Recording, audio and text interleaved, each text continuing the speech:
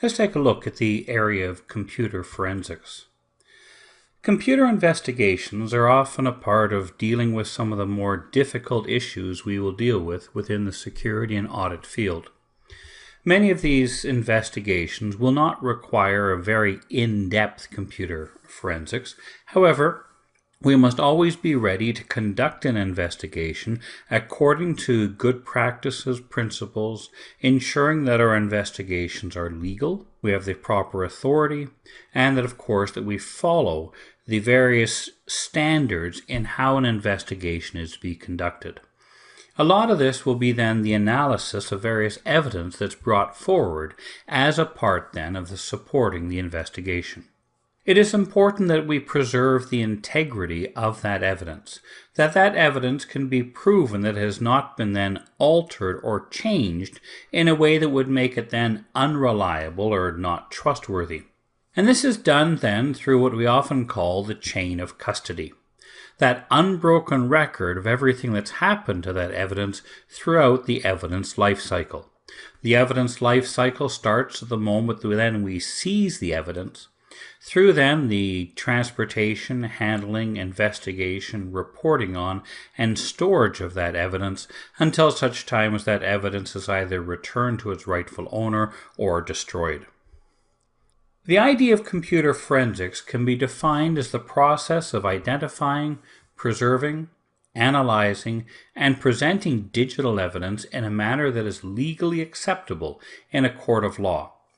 Now, hopefully many of the investigations we're involved in won't end up going to court. However, the problem is we don't know. When we first start an investigation, we don't know how serious or how in-depth this is going to be. So good practices is that we always follow court standards, even if it seems to be a fairly minor event, just so that if something does become revealed, it's not such that we've already then damaged or altered the integrity of the investigation. So the role of audit in forensics is quite often we provide the expert opinion, the third party, the oversight role, where we're not usually involved in the actual analysis of the evidence itself. We provide that oversight to ensure that things are being done in an acceptable, professional, and thorough way. In that way, we are actually providing oversight of that ongoing investigation, trying to provide a balance, trying to provide, in some cases, that check to make sure that people are following the steps diligently. We can also play a role in helping to interpret the evidence that was actually gathered. When we gather evidence, of course, there's many different ways that evidence could be analyzed, and therefore, in some cases, different results that could be obtained. This is where, as auditors, we have to be sure that the investigation is done in a very thorough, unbiased way, and that hopefully the interpretation or the reporting that comes from that evidence has been then factual rather than just, shall we say, opinionated or, shall we say, objective. The key factors in digital evidence is that we must try to, where at all possible, gather that evidence in its original form. Evidence which has been supported or provided by another party is obviously not as trustworthy as something we've gathered ourselves and that is still in its original form. In other words, we can prove that the evidence has not been altered or certain records deleted before it was passed to us. We must also gather all of the evidence related to the incident, but we should also be sure that we are not bringing in things that are totally unrelated either. The idea is that evidence comes in many forms and many locations. Obviously, it can be gathered through looking at things such as a hard drive, a SD card, USB sticks, and these types of electronic evidence media. However, we also have evidence that can be on paper, we can have evidence on closed-circuit TV, we have evidence that can come in through even eyewitness testimony. So our job as part of then the oversight is to make sure that they've been thorough in trying to ensure they've collected all of the evidence related. And that right from the very beginning, we have then taken steps that we can preserve the integrity of that evidence. And this is often done through what we call the chain of custody. The chain of custody is an unbroken, documented record of evidence at all times during the evidence life cycle. So we have a record that says, well, who sees the evidence? Who was there at the time? When was this done? What measures or what steps were taken in order to protect that evidence? For example, if I'm going to ship the evidence, let's say a hard drive, did I put it into an anti-static bag? Was it put then into a foam case?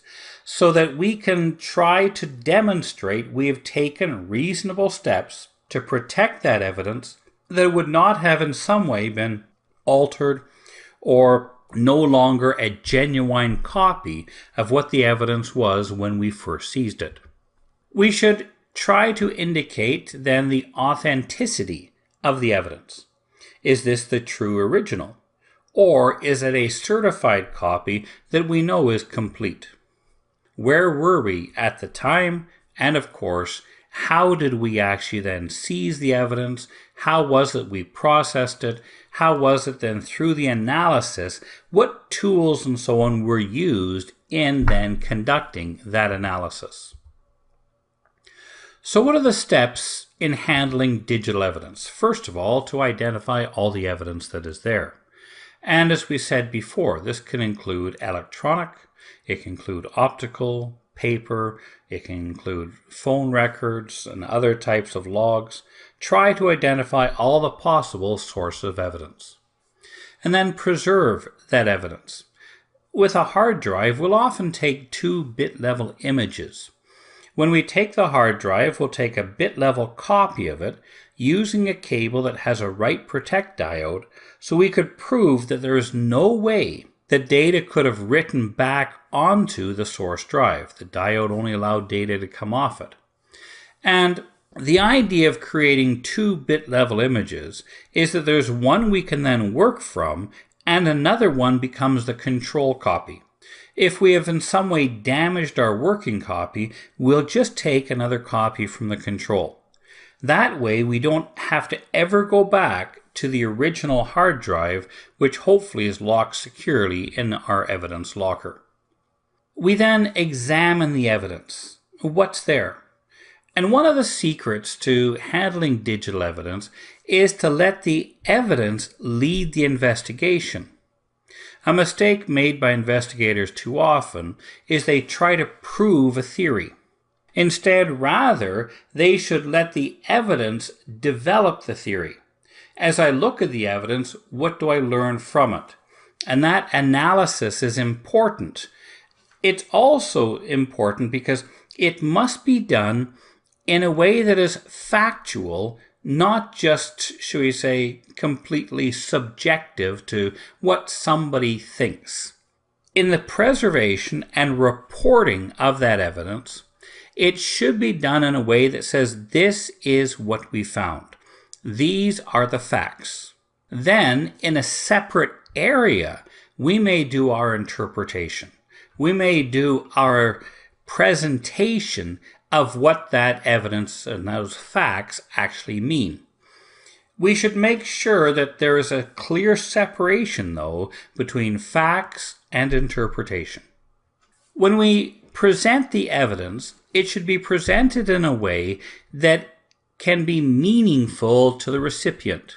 If I get into an in-depth discussion about the examination of the slack space appended to this file when we did a bit-level image of that document, you can understand that most of the people hearing that are immediately going to tune out. They don't even know what we're talking about. So when we then do the presentation, we should write it in a way that is understandable or that people can relate to. Once we've done our investigation, we'll present then our report. The report should be a very thorough and complete accurate description of the actual event that was then investigated. We should make sure that the report is understandable. It's written in a language that people know what is actually being said. And the thing is that when we've done an investigation, we must expect that someone is going to accuse us of having done it wrong. So this is where we should make sure that any evidence we've put forward is defensible. People realize then, of course, that no sense questioning it because it was done in the proper way. Our reports themselves should be clear. This is what we found. Unambiguous, so that there's a very clear message that comes through in the report that says this is the content of the actual evidence.